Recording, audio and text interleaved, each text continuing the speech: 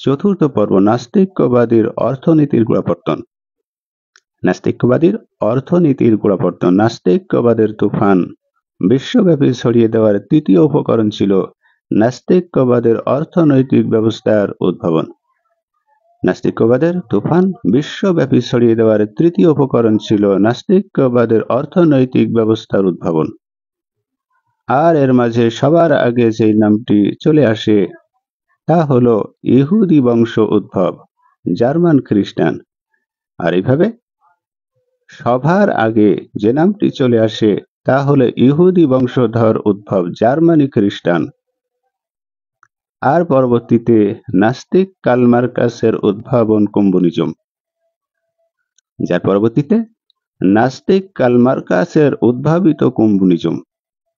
যদিও মানুষের অর্থনৈতিক সমস্যার সমাধানের জন্যই কম্যুনিজমের উৎপত্তি হয়েছিল, যদিও মানুষের অর্থনৈতিক সমস্যার সমাধানের জন্যই কম্যুনিজমের উৎপত্তি হয়েছিল এবং পুঁজিবাদী দুনিয়ার ও ব্যক্তি কেন্দ্রিক ধন সম্পদের ধারার বিলুপ সাধনার করে সকল মানুষের সমতার উপরে ভিত্তি করে সাম্যবাদী সমাজ গড়ে তোলার স্লোগান নিয়ে এটা অস্তিত্বে এসেছিল। এর উপর ভিত্তি করে সাম্যবাদী সমাজ গড়ে তোলার স্লোগান নিয়ে এটা অস্তিত্বে এসেছিল। কিন্তু এর হর্তাকর্তারা ধীরে ধীরে একে ধর্মীয় পোশাক পরাতে শুরু করে। ধর্মীয় পোশাক পরাতে শুরু করে, যার ফলে সেখানে আস্তে আস্তে অর্থনীতির সঙ্গে দূরতম সংশ্লিষ্টতার নেও এমন বহু বিষয়েরও অনুপ্রবেশ ঘটে, যার ফলে সেখানে আস্তে আস্তে অর্থনৈতিকের সঙ্গে দূরতর সংশ্লিষ্টতাও নেই এমন বহু বিষয়েরও অনুপ্রবেশ ঘটে। আর এক পর্যায়ে তারা ধারণা দিতে শুরু করেন মানুষের জীবনটাই কেবল পার্থিব জগতের জন্যই।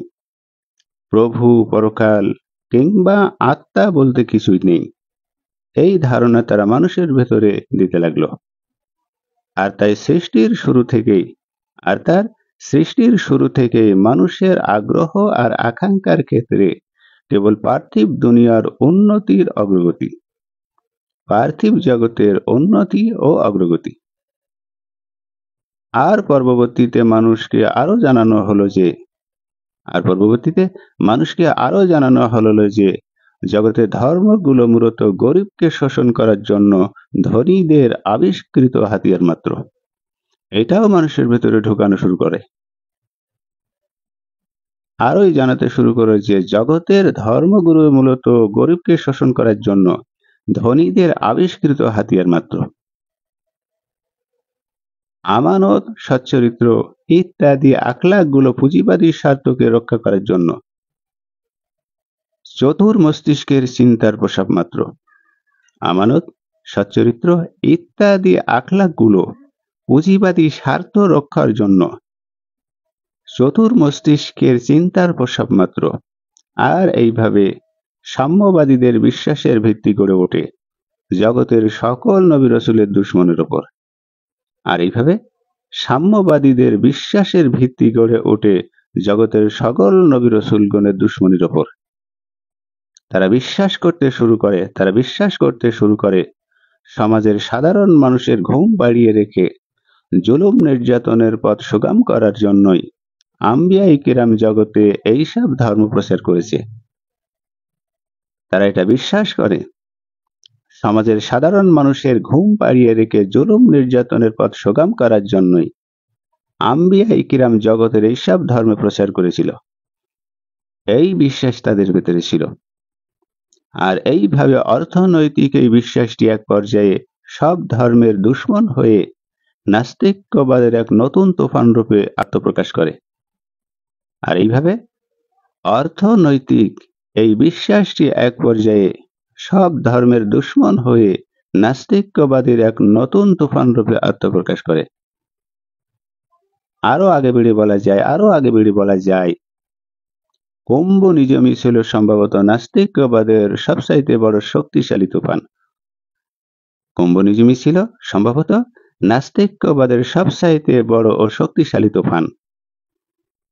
কারণ কম্যুনিজমের মূল স্লোগান আর দর্শন ছিল সমাজের সাধারণ মানুষের স্বার্থ সুরক্ষা নিশ্চিত করা।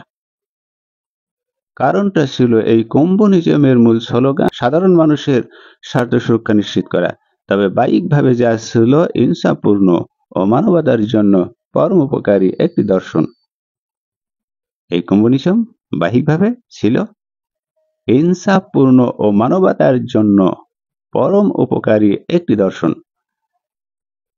আর যেহেতু সমাজের অধিকাংশ মানুষই ছিল দারিদ্র, নিপীড়িত, নিষ্পেষিত, সেহেতু নিজেদের মঙ্গল ও স্বার্থের কথা চিন্তা করেই সাধারণ মানুষরা হৃদয়ের দুয়ার খুলে এই কম্যুনিজমকে স্বাগত জানায়। যেহেতু অর্থনৈতিক পরিকাঠামোর সমতা বজায়ের জন্য তারা আহ্বান করেছে, আর এটা আসন কেড়ে বসে তাদের মনের মণিকোঠায়।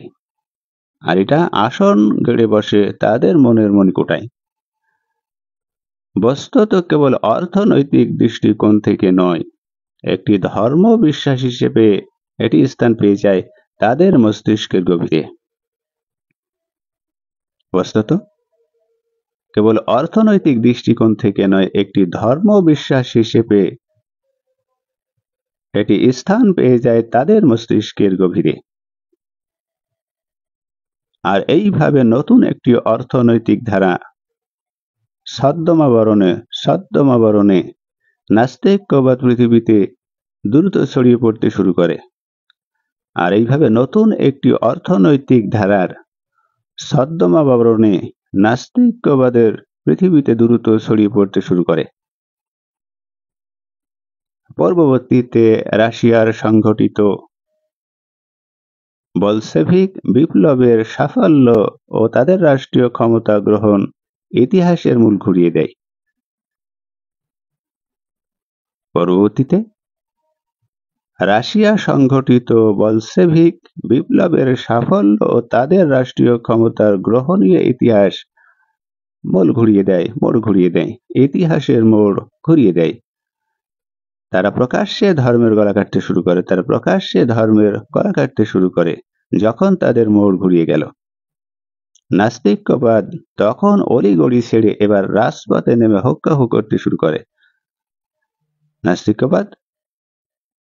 তারা এবার প্রকাশ্যে ধর্মের কর্তা শুরু করলো। নাস্তিক্যবাদ অলিগলি ছেড়ে এবার রাজপথে নেমে হুক্কাহু করতে শুরু করে। আর ধীরে ধীরে গোটা বিশ্বে ছড়িয়ে পড়ে এই পলায়নকারী তুফান। কম্যুনিজমের বিশ্বাস ছিল গোটা পৃথিবী একসময় তাদের প্রভাব, প্রতিপত্তি আর বিশ্বাসের কাছে আবশ্যক আত্মসমর্পণ করবে। এটা কম্যুনিজমের বিশ্বাস ছিল যে গোটা পৃথিবী একসময় তাদের প্রভাব, প্রতিপত্তি আর বিশ্বাসের কাছে অবশ্যই আত্মসমর্পণ করবে। এই বিশ্বাস রেখেই কম্যুনিজম এইভাবে কাজ করেছিল। আর সেই কারণে এটা শুধু দাওয়াতের ভেতরেই তার কার্যক্রম সীমাবদ্ধ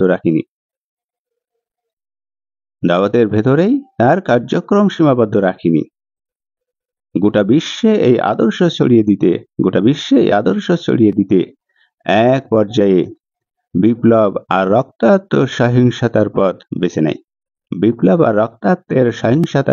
নেয়। যার ফলে দ্রুত গোটা বিশ্বে এই আদর্শ বিপ্লব ছড়িয়ে পড়ে। আর ধীরে ধীরে বিভিন্ন জাতি নিজের অজান্তে নাস্তিকতার পথে অগ্রসর হতে থাকে। নাস্তিক্যবাদে তাদের পথে অগ্রসর হতে থাকে। ঠিক যেমনটা ঘটেছিল চীন ও রাশিয়ার সীমান্তের ভেতরে বিভিন্ন ইসলামী প্রজাতন্ত্রে। চীনে ও রাশিয়ার সীমানার ভেতরে বিভিন্ন ইসলামী প্রজাতন্ত্রে আজও মার্কসী বিশ্বাসের প্রজ্বালিত নাস্তিক্যবাদীর এই আগমন গোটা বিশ্বে দ্রুততা থেকে এর গতিতে ছড়িয়ে পড়েছে। এই নাস্তিক্যবাদের এই আগুন গোটা বিশ্বে দ্রুততা থেকে দ্রুততার গতিতে ছড়িয়ে পড়েছে। এমনকি ইসলামের দুর্গ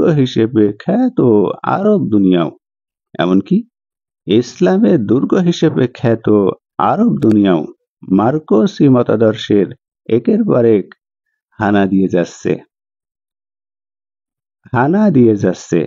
মার্কোসি মতাদর্শ একের পর এক হানা দিয়ে যাচ্ছে। আর এটা ছিল নাস্তিক্যবাদের উৎসের সমাধানের চতুর্থ পর্ব।